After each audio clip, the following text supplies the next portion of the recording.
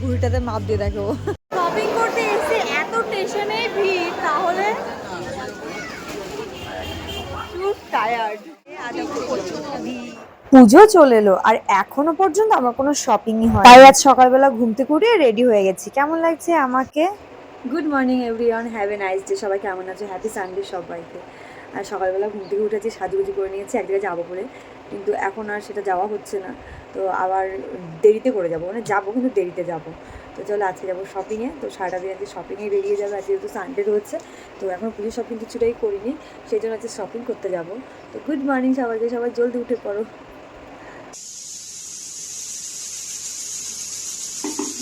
সকালবেলা ঘুম থেকে উঠে গিয়ে রান্নাঘরে এসেছি আর একটা স্টেজে বুঝে এসেছি চা খাবো। তো কেকে চা খাবে বলো? গুড মর্নিং সবাইকে, হ্যাপি সানডে। তো এই যে চা করছি, কেকে চা খাবে বলো? ঠিক আছে। তো তারপর বেরিয়ে পড়ছি। আর বাইরে আজকে যা বিভৎস গরম ছিল, তার মধ্যে রুমাল টানতে আজকে আমি ভুলে গেছি। তোমাদের প্রথমে বললাম না যে টাইমে যাবো সেই টাইমে যাবো না, পরে যাব, কিন্তু না, এত তাড়াহুড়ো করে সেই টাইমেই বেরিয়ে পড়েছিলাম। আর স্টেশনে এসে দেখি কত ভিড়, জাস্ট দেখো মনে হচ্ছে কল্যাণী আইটিআই মোড়ে ঠাকুর দেখতে যাচ্ছি, এরকম একটা ব্যাপার। ভিড় আর ভিড়, যেতেই পারছিলাম না। এখানে ক্রস করতেই আমার অনেকটা সময় কেটে গেছে। বাচ্চাদের পরীক্ষা থাকার কারণে হয়তো অনেক ফ্যামিলি শপিং করতে পারিনি, আর এই সপ্তাহ থেকে সবাই হয়তো স্টার্ট করেছে আমার মতো। আর আজকে আমরা বেরিয়ে পড়েছি তিনজনে, আমি, হরেকৃষ্ণ আর আমার ননদ, মানে মাসি শাশুড়ির মেয়ে। দেন আমরা মার্কেট থেকে বেরিয়ে দেখি এত ভিড়, এত ভিড়, কি করে যাব ওটাই ভাবতে পারছিলাম না। টোটো আর রিক্সাতে পুরো ভর্তি। তোমাদের দাদাভাইকে দেখে ও দাঁড়িয়ে দাঁড়িয়ে ভাবছিল কি করে যাব, সেটা আমাদেরও টেনশন হচ্ছিল। এত ভিড়, আজকে কেনাকাটা করবোই বা কি করে, তো সেটা নিয়ে একটু চিন্তা ভাবনা করছিলাম। দেন আমরা আবার বেরিয়ে পড়লাম হাঁটতে হাঁটতে।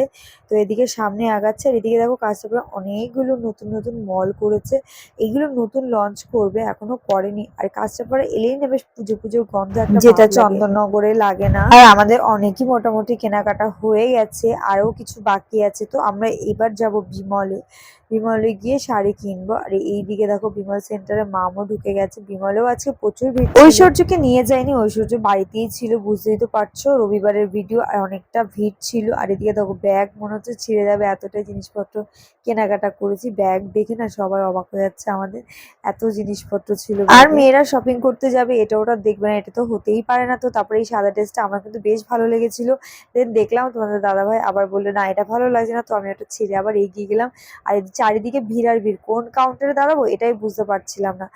আগের দিন গিয়েছিলাম, আগের দিনও প্রচন্ড পরিমাণে ভিড় ছিল, আর আজকেও প্রচন্ড পরিমাণে ভিড় ছিল। আর আজকে আমরা সকালবেলা বেরিয়েছিলাম আর এত কেনাকাটা করেছি, এত কেনাকাটা করেছি যে বয়ে বয়ে এখন আর নিয়ে যেতে পারছি না।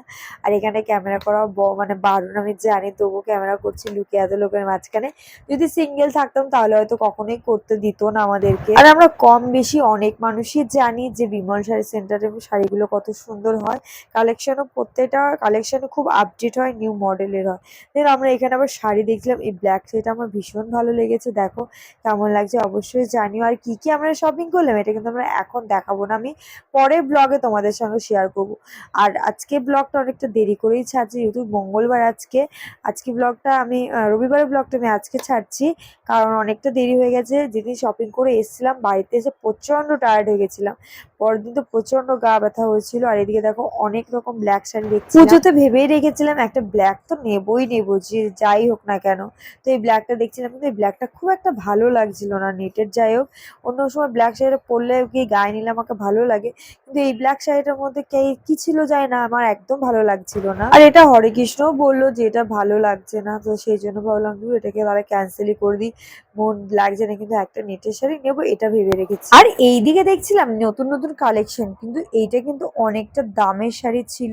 এতটা দামের শাড়ি আমি নেবো না ভেবেই রেখেছিলাম, সেই কারণে ওইদিকে আর আমি দেখিনি। দেন এই সাদা শাড়িটা দেখেছিলাম, ভালো লেগেছিল, কিন্তু তোমাদের দাদাভাই আবার বলছিল এটা ভালো লাগছে না, সেই কারণে এটাকে আমি ক্যান্সেল করলাম। আবার শাড়িটা প্রাইস ছিল মোটামুটি প্রায় 7-এর কাছে, কিন্তু সেই অনুযায়ী এই শাড়িটা অতটা গর্জিয়াস লাগছিল না। আর একদম সিল্কের শাড়ি, সাদা কালারের তো নেবই না। আর এই শাড়িটাও দেখেছিলাম, এটা প্রায় 8-এর উপরে ছিল। তো এতটা হাই রেঞ্জের শাড়ি আমি নেবো না বলে আর দেখিনি ওই দিকগুলো। আমি যে কোনো জামা আগে দেখে, আগে ভুঁড়িটাতে মাপ দিয়ে দেখো, আগে ভুঁড়িতে হলে তারপর গায়েও হবে। আমার মোটামুটি অনেকটা কমপ্লিট হয়ে গেছে। তো তারপরে আমরা প্রিয়াঙ্কাতে চলে এসেছিলাম, ওখানে এসে এই জামা কাপড়গুলো দেখছিলাম। আর এখানে আমাদের ব্লু শার্টটা আমার খুব ভালো লেগেছিল, কিন্তু এর আবার সাইজটা অনেক কিছু হচ্ছিল না।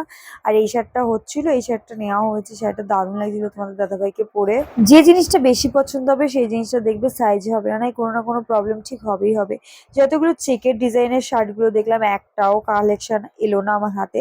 দেন ওখান থেকে তোমাদের দাদাভাই দুটো গেঞ্জিও নিয়েছিলাম, আরো অনেক কিছু নিয়েছিলাম, সেটা পরে দেখাবো। তারপর চলে এলাম আগমনীতে। আর আগমনীতে এসে আমরা প্রচন্ড টায়ার্ড, দেখো মুখের অবস্থা। এখন মোটামুটি 3টে সাড়ে 3টের মতো বাজে এরকম টাইম। আর তারপরে ওখানে আগমনীতে রয়েছে, আর ওখানকার লোকজন শুধু আমাদের ব্যাগের দিকে তাকাচ্ছিল। এত ব্যাগ, পিয়াখানার লোক তো বলেই দিল কত শপিং করেছো। আর এই শাড়িটা দেখছিলাম, দেখো এই শাড়িটা কেমন লাগে। এই শাড়িটা দুর্দান্ত লাগছিল, কিন্তু কালারটা যদি একটু অন্য কালার হতো আমি নিয়ে নিতাম, কিন্তু কালারটা না পাচ্ছিলাম না অন্য কালারে। এই কালারটা মানে এই শাড়িটা বাজেট হলেও অনেকটা সুন্দর ছিল। দেন তারপরে এই শাড়িটা দেখলাম, কিন্তু এই শাড়িটা কি বিচিত্রাপুরীর একটা শাড়ির নামটার। তো শাড়িটার কাপড় ডিজাইন ভালো ছিল, কিন্তু কাপড়টা ভালো ছিল না। আর এই দেখো আমাদের শপিং ব্যাগ কতগুলো হয়েছে, এতগুলো ব্যাগের শপিং করেছি, এতগুলো ব্যাগ বয়ে বয়ে নিয়ে আমাদের হাত ব্যথা হয়ে কেনাকাটা করে যাচ্ছিল। এতটাই খিদে পেয়ে গেছে যে খাবারের দোকানে দাঁড়িয়ে পড়েছি।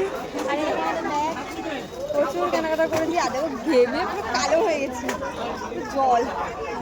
প্রচুর কেনাকাটা করেছি আজকে, সবটা তোমার পরে দেখতে পাবো আর ব্লগে। প্রত্যেকের হাতে ব্যাগ থাকার কারণে আমরা এক্সেলেটরে একটু ভিডিও করবো, সেটা আর করতে পারিনি। যাই হোক, নেক্সট টাইম হয়তো কোনো এক সময় করবো।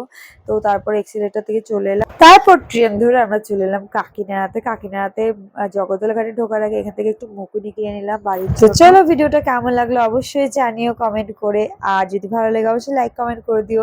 আর এই দিকে দেখো লঞ্চটাকে আবার কাপল সিট করে দিয়েছে, মানে দুজন দুজন করে বসার, কাপলদের খুব সুবিধা হবে। কিন্তু আজকে ভিডিওটা এই পর্যন্ত, দেখা হচ্ছে নেক্সট একটা ব্লগে। আর নেক্সট একটা ব্লগে তোমাদের সঙ্গে শেয়ার করবো কি কি শপিং করলাম।